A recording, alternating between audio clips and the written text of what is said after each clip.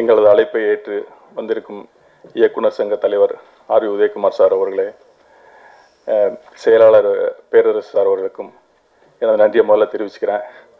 அதுக்கப்புறம் எங்களுக்கு மீடியா நீங்கள் தான், சோசியல் மீடியாவும் ப்ளஸ் நான் ரொம்ப எமோஷனலாக இருக்கேன். பத்திரிகை மற்றும் சோசியல் மீடியா நம்ம நண்பர்கள் நீங்கள் தான் அதை கொண்டு போய் சேர்க்கணும். ஒரு பெரிய முயற்சி. இந்த முயற்சி என்னென்னா என்ன சொல்கிறதுன்னு எனக்கு தெரியல. ஒரு நல்ல படைப்பு, நல்ல ஒரு குழந்தைய உங்கள்கிட்ட கொண்டு வந்து ஒப்படைச்சிருக்கோம். அது உங்கள் கையில் கொடுத்துட்டோம். நீங்கள் இதை கொண்டு போய் மக்கள்கிட்ட சேர்த்து இதன் மூலம் ஒரு விழிப்புணர்வு. ஆக்சுவலாக என்னுடைய நண்பர் ஒருத்தர் அவரும் இந்த கதைக்கு ஒரு இன்ஸ்பிரேஷன். ப்ளஸ் அதுக்கப்புறம் ஒரு பேப்பரில் ஒரு 4-5 வருஷத்துக்கு முன்னாடி திருப்பூரில் நடந்த ஒரு இன்சிடெண்ட். ஒரு டெக்ஸ்டைல் ஓனர் தன் குடும்பத்தோடு இறந்துட்டார். அந்த செய்தியை படிச்சுட்டு அதை என்னால் ஈஸியாக கடந்து போக முடியல. அது இரவெல்லாம் என்ன ரொம்ப டிஸ்டர்ப் பண்ணிச்சு. எப்படி அவர் இறந்துருப்பார், குழந்தைங்க அவர் எப்படி அவர் கண்ணு முன்னால் அவங்க சாகும்போது அவர் எவ்வளோ உணர்ச்சி வசப்பட்டிருப்பார் அப்படிங்கிறது ஃபுல்லாக யோசிச்சு எனக்குள்ள நிறைய கேள்விகள். ஏன் அவங்கள அந்த இறந்து அவங்கள நம்ம படைப்பால் ஒரு சிரஞ்சீவி ஆக்குவோம், அதன் மூலம் தற்கொலை எந்த பிரச்சனைக்கு தீர்வாகாது அப்படின்னு சொல்லுவோம், ஒரு மெசேஜ் சொல்லுவோம் அப்படின்னு சொல்லிட்டு யோசிச்சு தான் அந்த ரவிச்சந்திரன் அப்படிங்கிறவரை அவர் ஃபேமிலியை இறந்த அந்த ஃபேமிலியை உயிருக்கு திரும்ப உயிர்ப்பிச்சு ஒரு சிரஞ்சீவியாக இந்த உலகத்தில் உலக விடணும் அப்படின்னு சொல்லி தான் இந்த படத்தை நான் இந்த ஸ்கிரிப்ட் எழுதி இன்னைக்கு கன்வெர்ட் பண்ணிருக்கேன். இதில் சொல்லணும்னா ரவிச்சந்திரனா ரஞ்சித் சார் அப்படியே வாழ்ந்திருக்கிறாரு. அதே மாதிரி மெகாலி அவங்களும் ஒரு தமிழ் சினிமாவுக்கு கிடைத்த ஒரு நல்ல நடிக்க சேர்ந்த ஒரு கதாநாயகியா வளம் வருவாங்கன்னு நம்பிக்கை இருக்கு. என்னுடைய எடிட்டர்ஸ் அவங்க எடிட்டர்ஸ்ன்னு சொல்ல முடியாது, எனக்கு ஒரு உதவி இயக்குனராக என்னோட இந்த படத்தோட ஆரம்ப புள்ளியிலேருந்து எனக்கு அவ்வளோ சப்போர்ட்டாக இருந்தாங்க. ஸோ அவங்களுக்கும் இந்த நேரத்தில் நான் நன்றியை தெரிவிச்சுக்கிறேன். என்னுடைய கேமராமேன் சூர்யா காந்தி அவருக்கு, இசையமைப்பாளர் சுனில், அப்புறம் art director Prabha, production manager Velu மற்றும் என்னுடைய இணை இயக்குனர் குருமூர்த்தி, செல்வகுமார், படத்தில் பணிபுரிந்த அத்தனை பேருக்கும் என்னுடைய நன்றியை தெரிவிச்சுக்கிறேன். வேற என்ன சொல்றது, ஓகே எல்லாருக்கும் அதாவது கடவுள் நேரடியாக உதவி செய்ய முடியாது, சில நல்ல உள்ளங்கள் அனுப்புவாங்க. அப்படி எனக்கு ஒரு 2 நல்ல உள்ளங்கள் அனுப்பிச்சாரு. ஒன்று ஆனந்தகுமார் சார், இந்த படம் அப்படியே எல்லாம் ஒரு ஸ்டக்காகி நின்னப்போ, சார் எழுந்திருக்கு சார், முரளி சார் அச்சானியாக இருந்து, அச்சானி பெட்ரோல்னு சொல்லலாம், எனக்கு இந்த வண்டியை நகர்றதுக்கு ஒரு உதவியாக இருந்தாங்க முரளி சார், ஆனந்தகுமார் சார், அவங்களுக்கும் இந்த நேரத்தில் நான் நன்றியை தெரிவிச்சுக்கிறேன். அதே மாதிரி இந்த படத்தில் இன்ஸ்பெக்டராக கதிரவன் நடிச்சிருக்கிறார். அவர் இயக்குனர், டப்பிங் யூனியன் செயலாளர், ரொம்ப சிறப்பாக நடிச்சிருக்காரு. அவரோட ராஜா, சர்க்குரு, விஎன் செல்வன், குணா, சதீஷ் இவங்க எல்லாருமே ரொம்ப சிறப்பாக நடிச்சிருக்காங்க. அவங்களுக்கு இந்த நேரத்தில் என்னுடைய நன்றியை தெரிவிச்சுக்கிறேன். மோனிகா, நீலேஷ் 2 பேரும் அப்படி பண்ணியிருக்காங்க. முதல் படமே தெரியாது அந்த அளவுக்கு நடிச்சிருக்காங்க. எல்லாருமே வாழ்ந்திருக்காங்க. இந்த கதை ஒருவேளை அது உள்ள அந்த கதையில் ஒரு ஆத்மா இருக்கு. அந்த ஆத்மா எல்லாரையும் அப்படியே அபகரிச்சிச்சுன்னு நினைக்கிறேன். ஏன்னா நான் அது எனக்கு சும்மா ஒரு நியூஸாக கடந்து போக முடியல அந்த ஃபேமிலி இறந்ததை. சரி, அது என்ன மனநிலை இருப்பா, அதாவது சைக்காலஜி. சரி, நார்மலாக இதை எடுத்துன்னு ஒரு டாக்குமெண்ட்ரி ஃபில்ம் ஆகிடும். ஸோ இதை கொஞ்சம் இன்ட்ரெஸ்ட் பண்ணணும்னா கொஞ்சம் சைக்கலாஜிக்கலாக எழுதணும் அப்படின்னு சொல்லிட்டு ஒரு சைக்கலாஜிக்கல் ஸ்கிரிப்டாக இதை எழுதி ரஞ்சித் சாரை போய் பார்த்தோம். ரஞ்சித் சாருக்கு ஆல்ரெடி கால் பண்ணேன், சார் இந்த மாதிரி ஒரு ஸ்கிரிப்ட் இருக்குது. அவர் ரொம்ப இல்லைங்க அப்படிங்கிற மாதிரி ஒரு தவிர்க்கிற ஒரு மனநிலை தான் இருந்தாங்க. காரணம் என்னன்னா, அப்புறம் இல்லை சார் ஒரு 10 நிமிஷம் கேளுங்க, உங்களுக்கு பிடிச்சா பண்ணலாம் அப்படின்னா அப்புறமா போய் சொன்ன உடனே சார் டக்குன்னு, சார் நான் ஏதோ வழக்கமாக இருந்துட தாதா அந்த மாதிரி கதை வரும்னு நினச்சேன், பட் நீங்கள் வேறு மாதிரி ஒரு நிற்கிறீங்க, சூப்பர் பண்ணுவோம் சார் அப்படின்னு சொல்லிட்டு அப்படி ஆரம்பித்தது தான். ஸோ இதில் படம் பார்க்கும்போது தெரியும் ரஞ்சித் சார் தமிழ் சினிமா எந்த அளவுக்கு மிஸ் பண்ணியிருக்காங்க அப்படின்ட்டு. கண்டிப்பாக அவருக்கு அவருடைய மைல்கல் ஒரு சிறந்த கல்லாக இருக்கும்.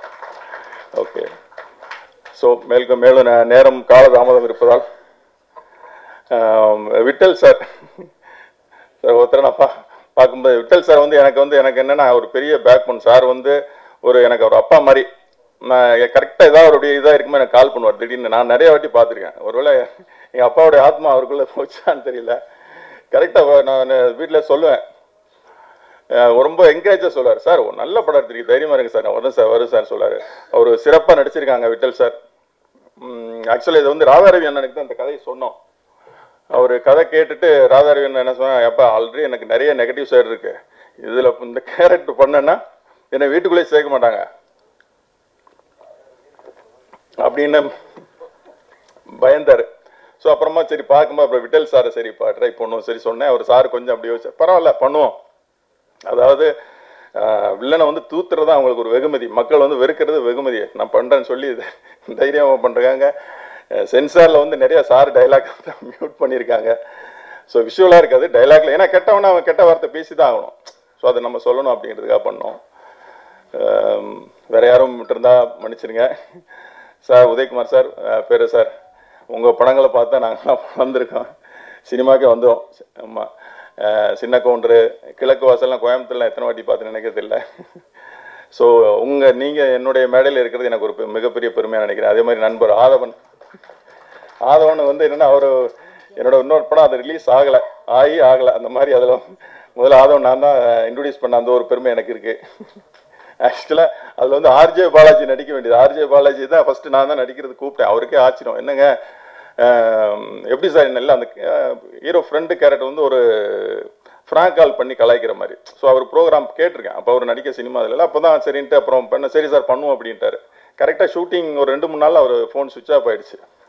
என்னடா ஆச்சுன்னு பார்த்தா அப்புறமா நண்பர் FM சங்கர் மூலமாக ஆதவன் சார் அந்த கேரக்டர் பேரே மாற்றலை, பாலாஜின்னு வச்சு தான் அப்புறம் அவர் பண்ணார். அதுக்கப்புறம் வந்து 3 நாள் கழிச்சு கால் பண்ணுறார் பாலாஜி, சார் என்ன சார் எப்போ சார் எங்கள் ஷூட்டிங் போய்ட்டு என்னங்க அந்த மாதிரி இல்லை நான் அந்த மாதிரி ஃப்ராங்க் கால் பண்ணி என்னை வந்து நிறைய த்ரெட்டன் இருந்ததுனால ஃபோனை சுவிட்ச் ஆஃப் பண்ணிட்டாங்க அப்படி அந்த மாதிரி ஆதவன் பண்ணுறாரு. அப்படியா சரி ஓகே சார். அது இன்னைக்கு பெருமையாக இருக்குது. இன்றைக்கி நான் முதல்ல அவர் கூப்பிட்டு அவர் இன்றைக்கி பெரிய பெரிய ஹீரோக்கள் வச்சு பண்ணிகிட்டு இருக்காரு.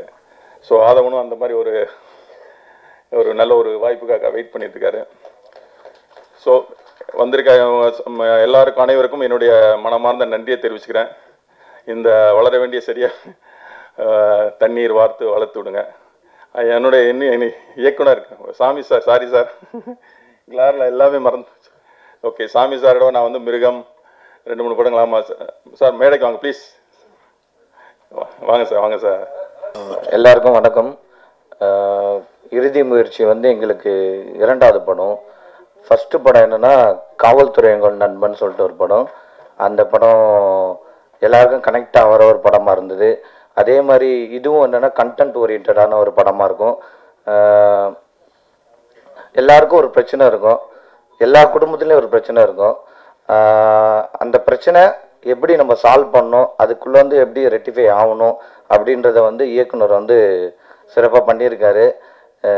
இந்த படம் கதை கேட்கும் போதே எங்களுக்கு ரொம்ப பிடிச்சிருந்தது ஆக்சுவலாக. அதுக்கப்புறம் இந்த படம் வந்து முடிஞ்சதுக்கப்புறம் இந்த படம் எப்படி ரிலீஸ் பண்ணணும் அப்படின்ற மாதிரி இயக்குனர் ரொம்ப ஃபீல் பண்ணினே இருந்தார்.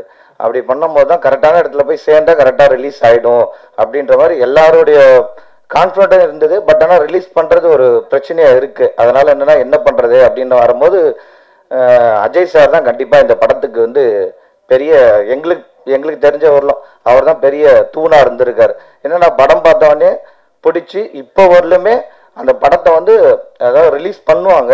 பட் ஆனால் ரிலீஸ் பண்ணுறதுல பயங்கரமாக ப்ரமோஷன் அவர் தான் ஃபர்ஸ்ட்லேருந்து பண்ணிருக்காரு. காவல்துறை நண்பனும் அதே மாதிரி தான். என்னென்னா தனஞ்சயன் சார் என்னென்னா பர்சனலாக வந்து அவர் தான் வந்து இது பண்ணுவோம் அது பண்ணுவோம் இப்படி பண்ணுவோம் அப்படி பண்ணுவோம்னு சொல்லிட்டு நிறைய வந்து ரிலீஸ்க்கான ஒரு விஷயத்துக்கான வந்து சின்ன சின்ன டீசர், சின்ன சின்ன பிட்ஸ், சின்ன சின்ன வந்து ப்ரமோஷன், மக்களோட பிரச்சனையை அதை கனெக்ட் பண்ணி ஒரு டீசர் பண்ணுறது, சின்ன ஒரு 10-20 அந்த மாதிரி வந்து சோஷியல் மீடியாவில் எல்லாமே வந்து பப்ளிசிட்டியாக பெருசாக பண்ணார். அந்த படம் எங்களுக்கு கிடைச்ச பேர் மாதிரி இந்த படமும் கண்டிப்பாக கிடைக்கும். இது கண்டிப்பாக நீங்கள் தான் ப்ரெஸ் ஆன் மீடியாவும் தான் இதை வந்து அடுத்த கட்டத்துக்கு எடுத்துன்னு போகணும். நன்றி, வணக்கம். லெஜண்ட்ஸ் பெரிய ஜாம்பவான்கள் இருக்கிற இந்த மேடையில் நானும் முதல் முறையாக இந்த மேடை ஏறி இருக்கிறது வந்து ரொம்ப பெருமையாக இருக்குது. அதுக்கு வாய்ப்பளித்த டைரக்டர் சார் அவங்களுக்கு நன்றி. அண்ட் இங்கே இப்போ வந்திருக்கதான மீடியா பர்சன்ஸ் நீங்கள் எல்லாம் இது வரைக்கும் பேசுனதை நீங்கள் கேட்டிருப்பீங்க. இந்த படம் வந்து ஒரு ஃபிலிமில் சாதிக்கணும்னு நினச்சிட்டு வந்திருக்க எல்லா டெக்னீஷியன்ஸும் வந்து ரொம்ப ஈஸியாக கனெக்ட் ஆகும்னு நினைக்கிறேன் மற்ற ஃபீல்டை விட எனக்கு தெரிஞ்சு. ஏன்னா இந்த படத்தில் நம்ம ஹேண்டில் பண்ணியிருக்க பிரச்சனை வந்துட்டு டெக்னீஷியன்ஸாக நிறைய பேர் வந்து வளர்கிற நேரங்களில் இல்லை பட வாய்ப்புக்காக கஷ்டப்படுற நேரங்களில் அன்றாட வாழ்க்கையில் டெய்லி அனுபவிக்கிற விஷயங்கள் தான். ஸோ பர்சனலாக எனக்குமே வந்து இந்த கதை வந்து நல்ல ஒரு இம்பேக்ட் இருந்துச்சு.